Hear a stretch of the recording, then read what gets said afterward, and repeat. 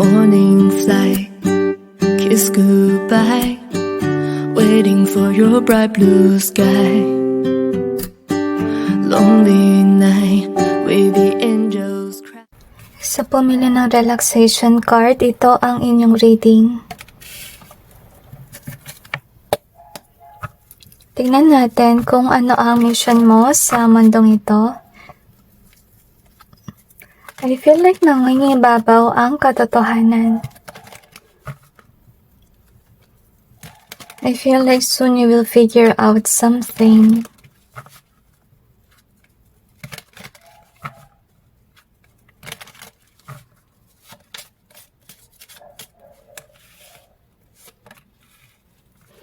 You could be somebody na intellectual, maraming alam,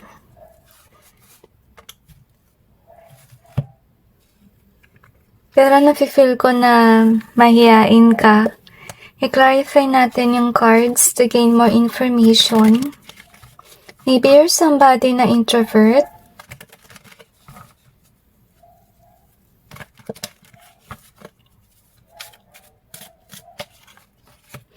I'm sensing na marami kang pagkakakitaan at saka magaling kang negosyante. Pero yun nga nafe-feel ko na nahihiya ka or may pagkahinhin ka. Okay? I kinda like feel na dapat mo i-value yung iyong talent kasi masasayang pag hindi mo vinalue, as you can see. So that's the reason why you do have to be thankful kay God sa iyong blessing, as you can see. So anyway, kung sakali man you're doubting yourself, iwasan mo yan kasi meron kang magandang gift na talent galing sa langit. Yun nga lang di mo ina-acknowledge because you're doubting yourself, as you can see. So nangyayari dito dahil nga parang closed off sa iyong talent, may tendency na hindi mo magampanan yung mission mo dahil napangunahan ka na ng anxiety. So ito yung iiwasan mong gawin. Next na cut is this one. So, maybe kaya ka may anxiety kasi nakaranas ka siguro ng pambubuli, as you can see, with regards sa work. And we also have this one here. So, this is nice kasi magkakaroon ka ng magandang connection na tao wherein this person is supportive of you. Honestly speaking, pero na-feel ko yung tears, honestly speaking, with regards sa energy na to. So, we have the relaxation cards, so maybe this is what's happening, na hindi mo pinapansin yung iyong talento. At I kinda like feel yung sad energy. So, meaning lang no, nalulungkot yung Panginoon kasi hindi mo pa ginagampanan yung mission mo dahil nga masyado kang nahihiya, masyado kang nag-focus sa negativity at hindi ka naka-move on sa pangbubuli noong past. So, sayang daw yung talento mo, sabi ng mga anghel. So, tingnan natin kung ano pang meron. Okay, so, we have this peace here. So, yung dapat mong matutunan ay magkaroon ka ng peace of mind kasi based on this reading, meron kang iniisip na negative to the point na it end up into depression. So, we have this one. Pansin ko sa mga tao na intellectual, madalas talagang depression yung nangyayari. To be honest, so, iwasan mo masyado ka mag-focus sa negativity, alright? So, we have this one in either way. Here, actually, you're doubting yourself. Malayo sana yung mararating mo sa career. So, you will be having a partner or someone that will help you out. So, we have the near in either way. We also got the kind as well. So, magkakaroon ka ng connection at itong taon na to ay mabuti sa'yo. Sinusuportahan ka niya and there's a possibility for relationship. Pero guys, salungkot pa rin ako dito kasi in either way na naman siya. Meaning, you're doubting and doubting and doubting. It is special in reverse and Okay. Iwasan nyo rin mag-doubt sa connection, guys. Kasi hindi yung dahilan kung bakit hindi na-push forward si relationship.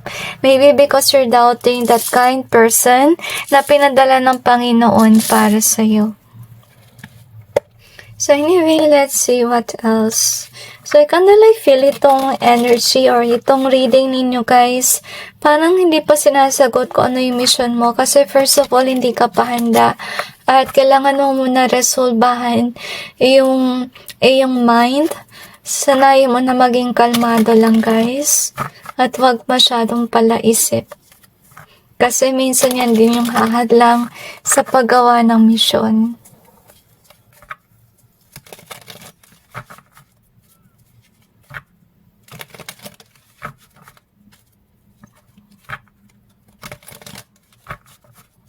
Parang itong reading ay message ng Panginoon para sa'yo. Okay? So, wag kang masyadong mag-alala. Wag kang maging warrior. So, anyway, let's see what we have here. So far, hindi ko pa ginagampanan si mission. Madalas siguro ito yung nangyayari na nagkaka-problema ka or issue with regards sa work, as you can see. And with the judgment in reverse, it just mean na hindi mo kilala pa yung sarili mo. Kaya madalas failed with regards sa iyong career. Madalas siguro nangyayari dito, nagkaka-work ka, tapos nawawalan ka ng work, mag-work ka na naman sa umpisa. Okay, I feel na nangyayari to para makilala mo yung iyong sarili. And be mindful sa mga pinapasok mong trabaho kasi kapag di mo alam kung ano talaga yung align sa'yo na work, may mga tendency na yung ibibigay sa'yo na work, yung tipong work na magpapa-enhance ng iyong capabilities. Like example, if your mission work is about speaking out, madalas yung work mo abang sa nagsasalita, kagaya ng receptionist, call center agent, and so on, para ma-practice si communication skill. So, yun dapat ang maobserbahan sa mga work na napagdaanan mo. Huwag mo isipin na yung work na yun napagdaanan mo lang at wala lang.